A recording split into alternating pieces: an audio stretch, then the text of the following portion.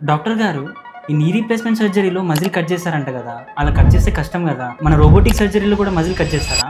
ఇది చాలా మంది నేను తరచుగా అడిగే క్వశ్చనే. సో మోకాలు ఆపరేషన్కి వచ్చినప్పుడు చాలా మంది ఏమనుకుంటారంటే మజిల్ ఎక్కువ కట్ చేస్తారు, నొప్పి ఎక్కువ ఉంటుంది, ఆపరేషన్ తర్వాత ఫిజియోథెరపీ చాలా ఎక్కువ ప్రాబ్లం ఇస్తుందని అనుకుంటారు. ఏదైతే మనకి తొడ భాగం కండరాలు ఉంటాయో దానికి క్వాడ్రిసెప్స్ మజిల్ అంటాం ఇంగ్లీష్లో.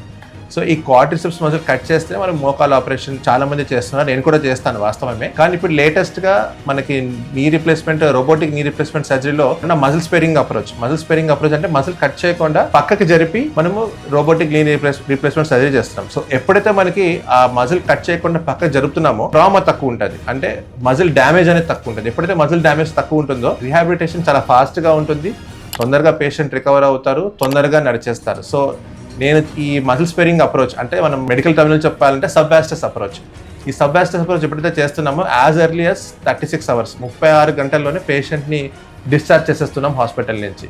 సో దీంతో చాలా బాగా మంచి రిజల్ట్స్ ఉన్నాయి. మీ టిష్యూస్ని ప్రొటెక్ట్ చేయడమే నా ప్రయారిటీ. నేను మీ doctor Abhishek Burli, robotic joint replacement expert. Thank you.